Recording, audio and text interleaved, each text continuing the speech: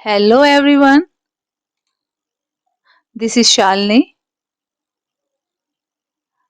हमारा चैप्टर चल रहा है landform and life, chapter third. ठीक है बच्चों, और इसमें आज हम पढ़ेंगे प्लेट्यू के बारे में। प्लेट्यू मतलब क्या होता है? पढ़ा होगा, हमने छोटी क्लासेस में पढ़ा है। पठार। जो चैनल पे नए आए हैं, इसके जो प्रीवियस पार्ट्स हैं उन्हें आप पढ़िए और समझिए। और हमारा जो चैनल है इसे सब्सक्राइब कीजिए, लाइक कीजिए और अपने फ्रेंड्स को शेयर कीजिए ताकि ज्यादा से ज्यादा नॉलेज आपके फ्रेंड्स आपके साथ शेयर कर सके और आप शेयर कर सके। Let's start. प्लेट्यू। प्लेट्यू का मतलब होता है पठार। ठीक है, देखिए, पेन ले लेते हैं, laser pointer. Comparative map of Asia's great plateau. Plateau क्या होते हैं बेटे? प्लेट्यू एक ऐसी स्थलकृति होती है जो आसपास की जो भूमि से, जो हमारी लैंड है, उससे थोड़ी सी उठी हुई होती है। ये Tibetan plateau, the roof of the world. Deccan plateau, India's volcanic table land. ठीक है, ये कुछ प्लेट्यूज है। पहले प्लेट्यू के बारे में समझाती हूँ। A plateau is a landform that rise up from the surrounding land and has a more or less flat surface. Some of its sides are often steep slopes like mountains. Plateau can be young or old in terms of the earth history. ठीक है, जो हमारे plateau होते हैं कैसे होते हैं? एक ऐसी जो हमारी लैंडफॉर्म होता है, ऐसी स्थलकृति होती है जो आसपास की जो भूमि होती है उससे थोड़ी सी उठी हुई होती है। ठीक है, और उसकी जो सतह होती है चपटी होती है, फ्लैट सरफेस होता है। इसके पास कुछ सीधी ढलान वाले होते हैं, पर्वतों के समान। ठीक है, कुछ पठार पृथ्वी के इतिहास के संदर्भ में नवीन, नए और पुराने हो सकते हैं। वे कुछ पठार नए हैं। प्लेट्यू कैन बी यंग और old in terms of the earth history. ठीक है, two example of the plateaus are. अब प्लेट्यूज के आपको बच्चों दो एग्जाम्पल दे रखे हैं ताकि आप इजिली समझ सको। Tibetan plateau, the largest and the highest plateau in the world, and the Deccan plateau. पठारों के दो एग्जाम्पल दे रखे हैं। तिब्बत का पठार जो विश्व का सबसे बड़ा और ऊंचा पठार है, largest and highest plateau in the world. Question आ जाएगा कि सबसे जो विश्व का, वर्ल्ड का सबसे हाईएस्ट और लार्जेस्ट प्लेट्यू कौन सा है? कौन सा बेटो? Tibetan plateau. ठीक है बच्चों, और दूसरा है एंड द नेक्स्ट है Deccan plateau. The height of the plateau can vary from a few hundred meters to several thousand meters. जो हमारे प्लेट्यूज हैं उनकी ऊंचाई जो हाइट है कुछ 100 मीटर से लेकर कई हजार मीटर तक हो सकती है। ऐसा नहीं है कि सब प्लेट्यू जो होते हैं हमारे सेम होते हैं। ठीक है, जैसे आपको ये प्लेट्यू दिखा रखे हैं, तो सारे प्लेट्यू अलग अलग है। ये डेक्कन प्लेट्यू है, ये है तिब्बतन प्लेट्यू। जैसे मैंने आपको बताया कि जो तिब्बतन प्लेट्यू है ये विश्व का सबसे बड़ा और ऊंचा प्लेट्यू है। ठीक है जी, ये है डेक्कन प्लेट्यू। अब तिब्बतन प्लेट्यू के बारे में पढ़ लेते हैं कि तिब्बतन प्लेट्यू क्या है। The Tibetan Plateau has an average altitude of 4,500 meters, which explains why it has been nicknamed the roof of the world. Tibet का जो हमारा प्लेट्यू है इसकी औसत हाइट कितनी है? एवरेज एल्टीट्यूड कितना है? 450 मीटर है, जिसके कारण इसे विश्व की 4,500 मीटर है। और इसका निक नेम क्या है? ठीक है, इसका निक नेम दिया गया है जिसके कारण से क्या कहता है? रूफ ऑफ द वर्ल्ड, मतलब विश्व की छत का नाम दिया गया है इसके कारण से कि ये विश्व की छत है। फ्रॉम ईस्ट टू वेस्ट, पूर्व से पश्चिम तक ये है। कहाँ तक है? 2,500 किलोमीटर, 2,500 किलोमीटर लंबा है। Means the distance from Chandigarh to Kanyakumari, मतलब कितना है? चंडीगढ़ से कन्याकुमारी तक की जो दूरी है, इतना बड़ा प्लेट्यू। अब देखो कितना बड़ा है चंडीगढ़ और कन्याकुमारी तक का डिस्टेंस। ठीक है, द डेक्कन प्लेट्यू, ये तिब्बतन प्लेट्यू के बारे में हमने पढ़ा कि इसका एल्टीट्यूड कितना है? औसत है 4,500 मीटर। ठीक है, उसको क्या कहा जाता है? रूफ ऑफ द वर्ल्ड कहा जाता है। ठीक है, फ्रॉम ईस्ट टू वेस्ट ये कितना फैला हुआ है, 2500 किलोमीटर लॉन्ग, यानी डिस्टेंस कितनी हो गई इसकी, चंडीगढ़ जितना चंडीगढ़ से कन्याकुमारी तक की दूरी है। ये हमारा तिब्बतन प्लेट्यू है। और डेक्कन प्लेट्यू ऑफ सैंड क्या है, the Deccan plateau of central and south India is one of the oldest plateaus in the world, formed through volcanic activity millions of years ago। जो हमारे डेक्कन प्लेट्यू है वो क्या है, सेंट्रल में और साउथ में यानी साउथ इंडिया में के डेक्कन का पठार विश्व के सबसे पुराने जो हमारे प्लेट्यूज हैं उनमें से एक है, जो कई लाख वर्ष पहले ज्वालामुखी जो होता है वोल्केनिक जो एक्टिविटी के कारण बना था। ये जब वोल्केनिक एक्टिविटी हुई थी, ज्वालामुखी फटा था जिसके कारण जब ये उस एक्टिविटी जब हुई तो जब हमारा डेक्कन प्लेट्यू बना। तो दो प्लेट्यू आपको याद होगा बेटा, कौन कौन सी है बताइए, Tibetan plateau and Deccan plateau. Very good, आगे पढ़ते हैं। प्लेट्यूज में है आगे, like mountains plateaus are rich in minerals deposits. अब ऐसा नहीं है कि जो प्लेट्यूज है वो खाली हुई है, बस प्लेट्यू बन गए, उसके अंदर कुछ भी नहीं है, आपको कुछ फायदा ही नहीं प्लेट्यूज से। ठीक है, जो प्लेट्यूज हैं like mountains plateaus are rich in minerals deposits, they have been called store house of minerals. पर्वतों की तरह जो हमारे माउंटेन्स हैं इसकी तरह जो प्लेट्यूज में भी मिनरल्स बहुत मात्रा में जमाव देखने को मिलता है कि बहुत सारे मिनरल्स पाए जाते हैं प्लेट्यूज में भी। इस कारण हम इन्हें क्या कहते हैं, स्टोर हाउस ऑफ मिनरल, यानी हिंदी में क्या कहेंगे इन्हें, खनिजों का भंडार गृह भी कहा जाता है। जिसका रिजल्ट क्या है, as a result mining is a major activity on plateaus where many of the world's largest mines are found। जिसका रिजल्ट है कि जो हमारे प्लेट्यूज में माइनिंग होते खनन एक्टिविटीज है जहां विश्व की सबसे बड़ी खानें पाई जाती हैं। ठीक है, फॉर एग्जाम्पल जैसे एग्जाम्पल है the east African plateau is famous for gold and diamond mining. अब हमारा सोना चांदी हीरा कोयला ये कहाँ से निकलते हैं, इन्हीं में से निकलते हैं ना, जब हम माइनिंग करते हैं। तो हमारा जो कह रहे हैं कि हमारा जो ईस्ट अफ्रीकन प्लेट्यू में सोने और हीरे की माइनिंग के लिए ये फेमस है। ठीक है, इन इंडिया भारत में huge reserves of iron coal and manganese are found in the Chota Nagpur plateau. Bharat में छोटा नागपुर के जो प्लेट्यू में लोहा कोयला और मैग्नीज प्रचुर मात्रा में पाए जाते हैं। ठीक है बच्चों, प्लेट्यू में पता लग गया, जो प्लेट्यू है माउंटेन्स की तरह ही क्या होते हैं, रिच इन मिनरल्स होते हैं, बहुत सारे मिनरल्स होते हैं, इसलिए इन्हें हम store houses of the minerals भी कहा जाता है। ठीक है बच्चों, और जैसे ईस्ट अफ्रीकन प्लेट्यू फेमस है गोल्ड और डायमंड माइनिंग के लिए, और इंडिया में छोटा नागपुर में आयरन कोल और मैग्नीज पाए जाते हैं। देखिए ये प्लेट्यू है, पहाड़ तो है नहीं ना ये, माने पहाड़ों से छोटे और अर्थ से थोड़े से उठे हुए, जैसे अब टेबल रख देते। ठीक है बच्चों, the plateau environment is very diverse across the world, many plateaus have a Rocky soil which makes them less fertile than plains। See next section, and therefore less favorable to farming।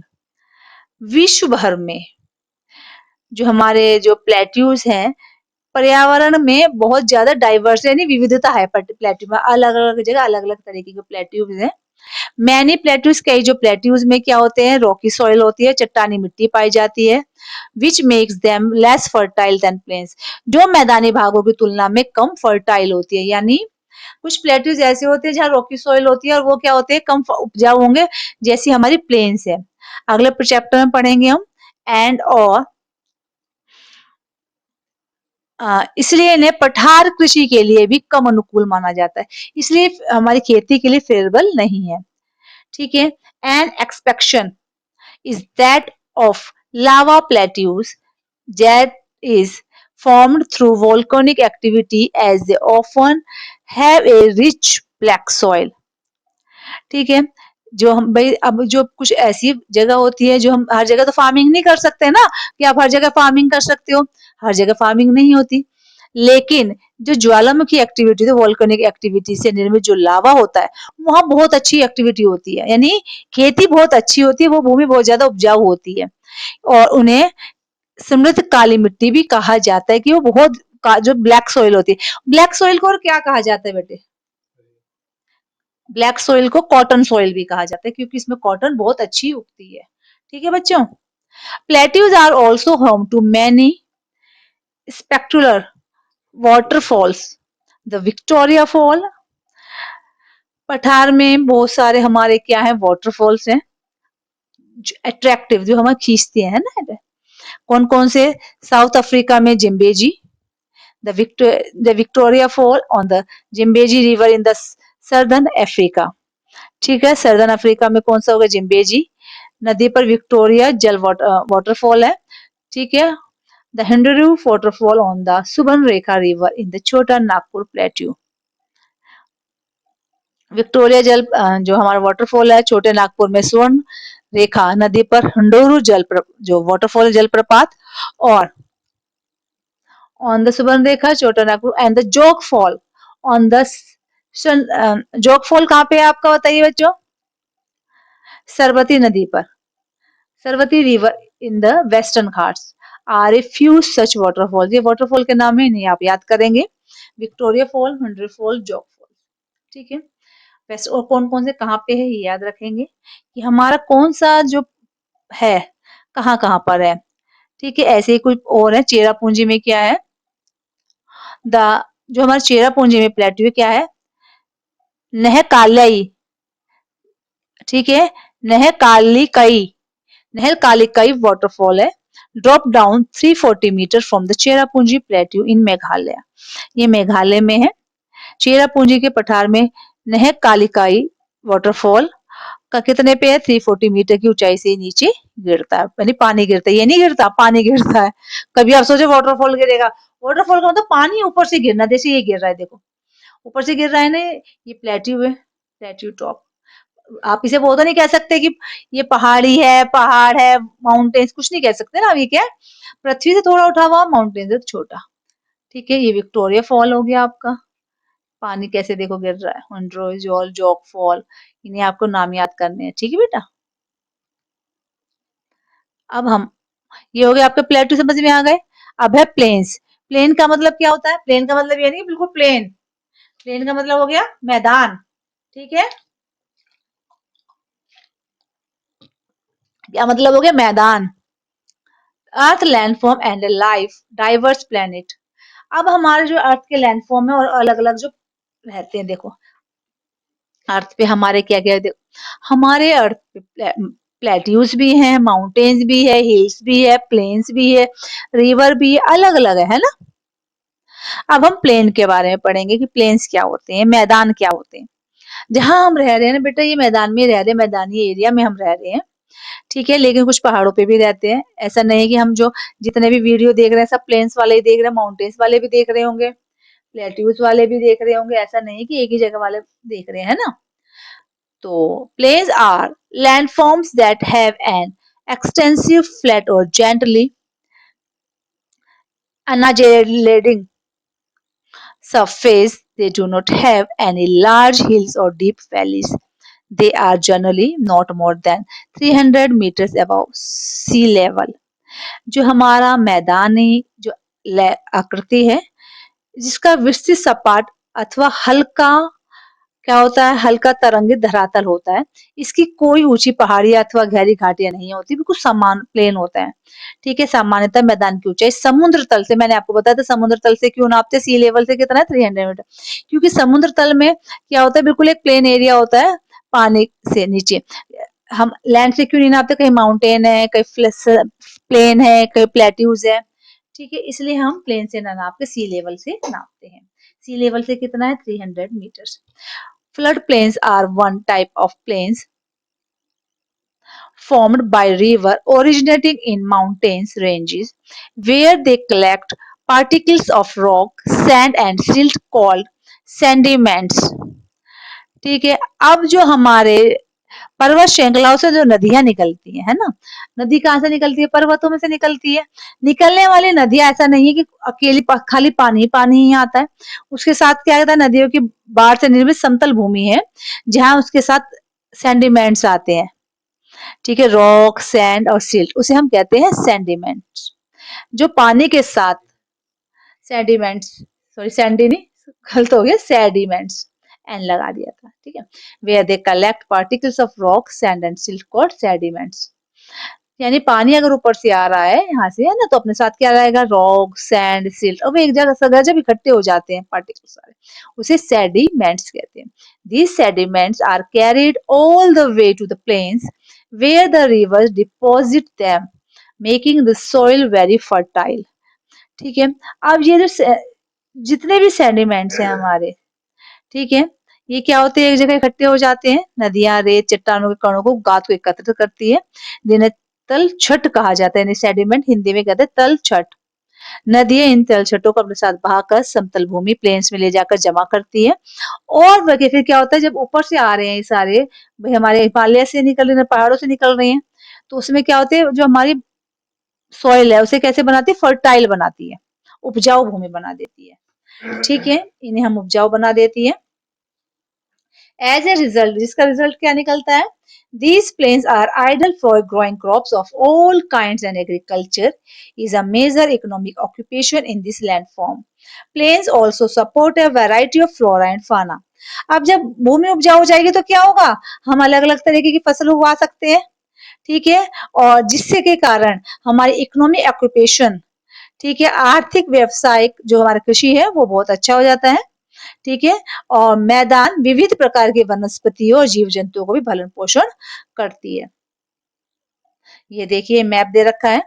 ये जो map है, इस map में क्या है? ये map में कुछ आपको जो हमारे पर्वत श्रृंखला है, प्लेट्यूज और प्लेन्स को शो कर रहा है कि हमारे कौन कौन सहारा डेजर्ट है, अफ्रीका है, ठीक है, ये plateau, eastern plateau ocean, plain sierra, ठीक है ना।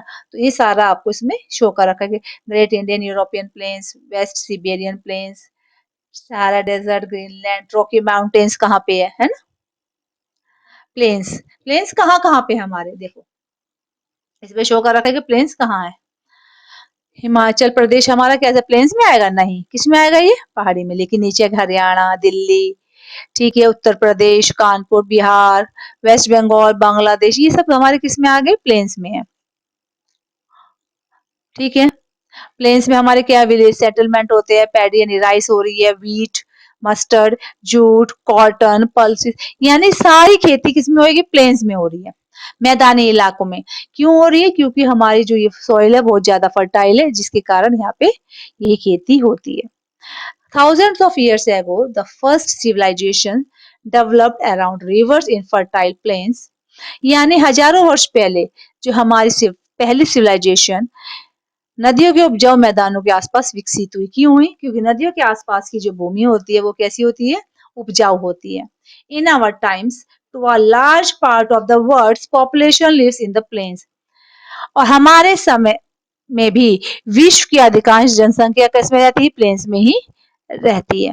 ठीक है, about 40 crore people, more than one fourth of the total Indian population live in India's Ganga plain, जिसे हम गैंगेटिक प्लेन्स भी कहते हैं। यानी भारत की कुल जनसंख्या का एक चौथाई से अधिक, मतलब 40 करोड़ की जनसंख्या भारत के गंगा के मैदान में रहती है। ठीक है, as with many other plains of the world, the major occupations of people in this region include river fishing and agriculture. ठीक है, और जो है यहाँ पे मैंने बताया कि यहाँ पे जनसंख्या बहुत ज्यादा रहती है, विश्व के बहुत से अन्य मैदानों के समान। इन क्षेत्रों में रहने वाले लोगों का जो मेन ऑक्यूपेशन क्या है? फिशिंग है और एग्रीकल्चर है। क्योंकि जब नदियां होंगी पास में तो वहां पे फिशिंग करेंगे, और वहां की जो फर्टाइल है वहां पे उपजाऊ होती है तो एग्रीकल्चर करेंगे। कौन कौन सी क्रॉप्स होती है? Food crops such as rice, wheat, maize, barley and millets are grown. ठीक है, ये वाली फसलें उगाई जाती है। फाइबर क्रॉप रेशेदार फसल कौन कौन से? Cotton, jute and hemp are also grown in the Gangetic plains. ये सब गैंगेटिक प्लेन्स में उगाई जाती हैं फसलें। Traditional agriculture has been mostly rain-fed, that is, watered through rainfall. In recent decades, however, agriculture has turned to irrigation, with water brought to the fields through networks of canal or pumped from ground water. Ground water क्या होता है बच्चों? Hand pump से आपने कभी पानी भरा होगा तो वो नीचे कहाँ से आ रहा है? ग्राउंड वाटर, यानी जमीन के नीचे से जो पानी आ रहा है उसे हम ग्राउंड वाटर कहते हैं। ठीक है, समरसेबल लगवा लेते हैं बहुत से लोग, तो वो क्या है? ग्राउंड वाटर है। किंतु हाल के ही दशकों में नहरों के जो जाल है नेटवर्क द्वारा जो लैंड वाटर जो है हमें ग्राउंड वाटर से पंप से निकालने के लिए खेती की जाती है। ठीक है, ये हमारा क्या है? Traditional. While irrigation has increased agriculture production, it has also contributed to the depletion, इसका मतलब होता है कमी और डिक्रीज ऑफ ग्राउंड वाटर। अब हम जब क्या करते हैं, किसी भी चीज को हम अंधाधुंध प्रयोग करते चले जाते हैं तो क्या होता है? वो चीज कम हो जाएगी। घर में ही आप एक कुरकुरे का पैकेट ले आओ, अब खाए जा रहे हो खाए जा रहे हो, कभी तो खत्म हो गई ना। कुरकुरे ले आओ, चिप्स ले आओ। ऐसे ही जब हम धरती में से, अर्थ में से, ग्राउंड में से बार बार हम पानी निकालेंगे तो वो क्या होगा? कम होगा। जब हम खेती के लिए, while irrigation has increased agriculture production, खेती के लिए जब हम पानी बार बार ले जा रहे हैं उसमें नीचे में से, तो क्या हो गया? जो ग्राउंड वाटर है वो डिक्रीज हो गया। ठीक है, डिप्लीशन यानी कमी आ गई पानी में, जो वाटर लेवल है वो नीचे हो गया। This This presents a challenge for the future of agriculture in this region. Some of the other problems affecting the Ganga plain, including high population and pollution. अब ये क्या हो गया? जब पानी के इस क्षेत्र में जो हमारे एग्रीकल्चर के फ्यूचर के लिए बहुत ज्यादा क्या हो गया? चैलेंज यानी चुनौतियां पूर्ण स्थिति उत्पन्न हो गई। गंगा के मैदानी भागों को प्रभावित करने वाली अन्य कुछ समस्याएं हैं, जैसे अब गंगा के किनारे ज्यादा लोग क्या होंगे? एक तो पॉपुलेशन ज्यादा बढ़ गई, पॉपुलेशन बढ़ गई तो साथ में क्या होगा? पोल्यूशन। पोल्यूशन क्यों? क्योंकि लोग बाग वहां पे क्या करते हैं? गंदगी फैलाते हैं। Ground water crisis in the Gangetic plain, जो ग्राउंड वाटर क्राइसिस हो गया है। देखिए ग्राउंड वाटर कहाँ से कहाँ पहुंच गया? नीचे पहुंचता जा रहा है। पहले यहाँ पानी था, नीचे नीचे नीचे पहुंच गया। लो प्रेशर आ रहा है। ठीक है, पॉल्यूशन। पॉल्यूशन कैसे हो रहा है? कहाँ कहाँ से आ रहा है? इंडस्ट्रियल वेस्ट आ रहा है, पेस्टिसाइड जो किसान डाल रहे हैं नीचे, सारा नीचे जाए। सीवेज का वाटर है, सीवेज का सारा पानी, जो घर का गंदा पानी पेस्टिसाइड से, इंडस्ट्रियल का पानी है, वो सारा जमीन पर जाता है, जमीन से नीचे अर्थ में चला जाए, जिससे वो पानी क्या हो गया? पॉल्यूटेड हो गया। यानी जो हमारा हमारा ग्राउंड वाटर है वो भी पीने लायक नहीं बचा। ठीक है, whether in mountains, ranges or plains, river around the world have carried immense cultural value. In particular, many communities have considered a river source and its confluence with one or two other rivers to be sacred. In India, numerous festivals, ceremonies, and rituals are conducted at such locations. ठीक है, अब हमने भाई ये पढ़ा, ये हो गया। ये कह रहे हैं चाहे पर्वत हो, मैदान हो, विश्व में बहने वाली नदियां, बहुत से जो हमारे ये क्या है, सब क्या है? सांस्कृतिक मूल्यों का वहन करती हैं। सब में कल्चर, विशेष रूप से बहुत सी कम्युनिटी नदी के सोर्स है, एक दो नदियों के संगम को क्या कहते हैं? पवित्र मानती है। जहाँ दो नदियां मिलती हैं, ठीक है, उसको बहुत पवित्र मानती है। भारत में इन स्थानों पर बहुत से फेस्टिवल, समारोह, धार्मिक जो रिचुअल्स हैं वे किए जाते हैं। Because plains have a gentle slope, river navigation is easy and supports a lot of economic activities. In earlier day, people also used rivers extensively to travel from one place to another. Even today, there are stretches along the Ganga where people prefer to use boats to move around. ठीक है, अब हम क्या कहते हैं? नदियों को हम बहुत ज्यादा पवित्र मानते हैं हमारे भारत देश में।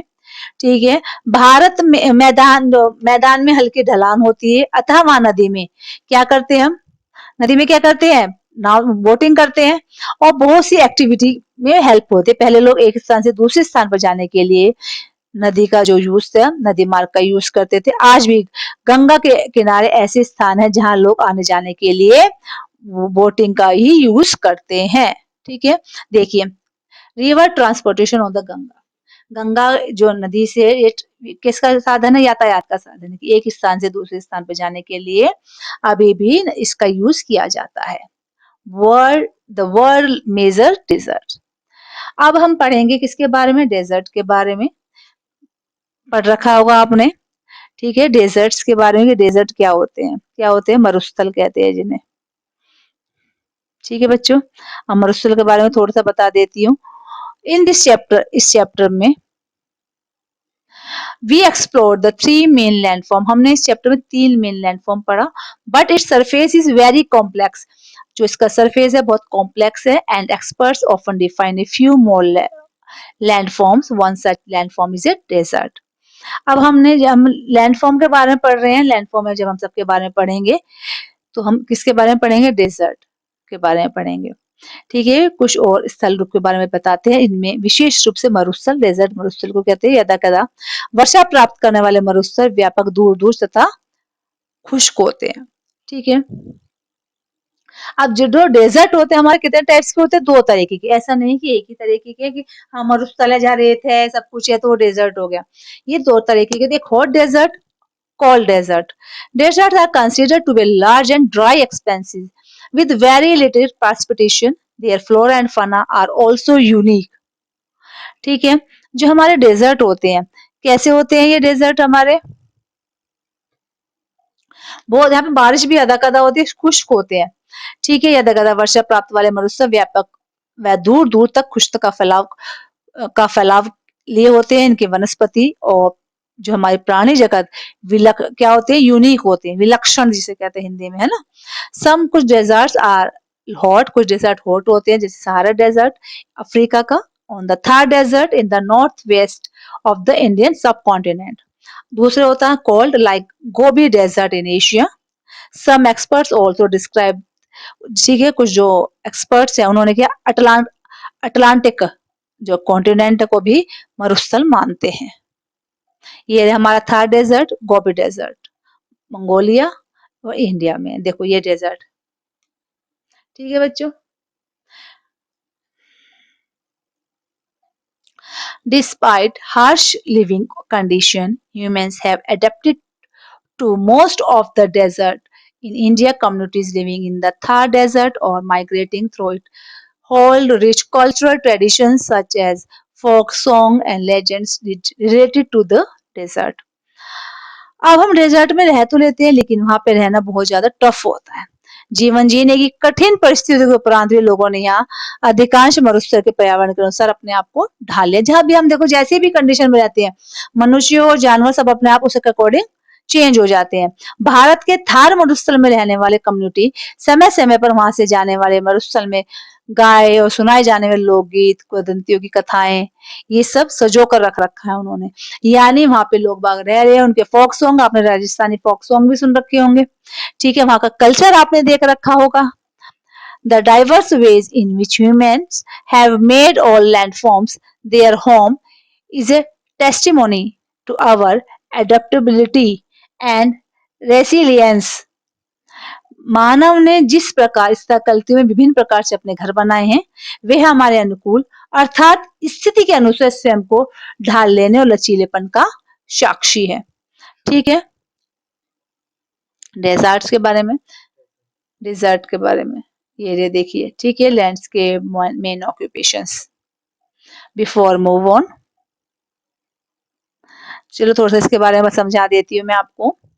द 5 जो हमारे प्राचीन तमिल संगम की 5 टीने, 5 दृश्य भूमि है, कुछ विशिष्ट देवताओं, जीवन शैलियों, मनोदशाओं, भावनाओं से जुड़ी हैं, जैसे कि कौन किसे लव से, longing, separation, quarrel, etc. The table only lists the characteristics of the 5 landscape and the main human occupations such as, ये जो हमारी टेबल है ये 5 दृश्य भूमि की विशेषता प्रत्येक में मुख्य मानव व्यवसाय को सूचित करती है।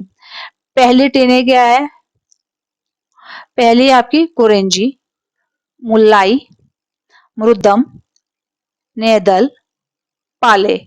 तो यहाँ की लैंडस्केप कैसी है, माउंटेनिश रीजन है यहाँ पे। ठीक है, और ये किसके लिए है, ये है हंटिंग और गैदरिंग के लिए यहाँ पे। ठीक है, मुल्लाई क्या है, घास के मैदान और वन है, ग्रासलैंड फॉरेस्ट, कैटल रेयरिंग यानी पशुपालन। ये है fertile agriculture plains, farming, coastal region, fishing and seafaring यानी सी फेयरिंग समुद्री यात्रा, एरिड डेजर्ट लाइक रीजन्स, ठीक है, यानी शुष्क मरुस्थल जैसे प्रदेश, और जर्निंग एंड फाइटिंग यानी कि घुमंतु और युद्ध होते रहते हैं। अभी तक हमने जिन भी स्थल रूपों को देखा है, इनकी अपेक्षा ये जो 5 टीने विभिन्न प्रकार का जो हमारा है क्लासिफिकेशन है, have been they reflect a keen awareness of the diverse region and their characteristics. They also illustrate the deep connection between humanity and the natural environment. ठीक है, ये हमारे पर्यावरण के बीच हमारे और हमारे पर्यावरण के बीच गहन संबंध को दर्शाता है कि हमारे बीच हमारे और हमारे जो पर्यावरण है उसमें हमारा कितना आपस में बहुत ज्यादा संबंध है। ठीक है, हम पर्यावरण और पर्यावरण हमारे बिना अधूरे हैं। बिफोर ऑन मूव, आगे बढ़ने से पहले, landform are classified into 3 main types. जो हमारे लैंडफॉर्म हमने 3 प्रकार के होते हैं, कौन-कौन से? Mountains, plateau and plains. They have very different physical characteristics and environment. पर्वत, पठार और मैदान, इनकी जो भौतिक विशेषता है, पर्यावरण बहुत अलग-अलग प्रकार के होते हैं। Throughout history, people's lives and activities have been much impacted by the type of landform they have lived in. These landforms are an integral part of culture across the world. Indian culture in particular has celebrated them in diverse ways. ऐतिहासिक समय से लोगों द्वारा किए जाने वाली जो activity है उसे लैंड जो हमारी है लैंड फॉर्म में से संबंधित होती है, जिसमें वे रहते हैं। वे जो लैंड फॉर्म की संस्कृति के अलग-अलग अंग होते हैं, अभिन्न अंग है। विशेष रूप से भारतीय संस्कृति विविध प्रकार से उन्हें मानती है। Each landform offers different challenges as well as opportunities. प्रत्येक जो हमारी लैंडफॉर्म है अलग-अलग प्रकार के हमारे चैलेंजेस के साथ-साथ अलग-अलग अवसरों को भी प्रस्तुत करती है। आज बच्चों ये चैप्टर हमारा यहाँ खत्म होता है। ठीक है, अब हम इस चैप्टर को आप पीछे फिर से आप रिवाइज करेंगे और कुछ भी प्रॉब्लम होती है तो आप कमेंट कीजिए, चैनल को लाइक कीजिए। ठीक है, इस वीडियो को लाइक कीजिए, सब्सक्राइब कीजिए चैनल को और अपने फ्रेंड्स के संग शेयर कीजिए। Thank you very much.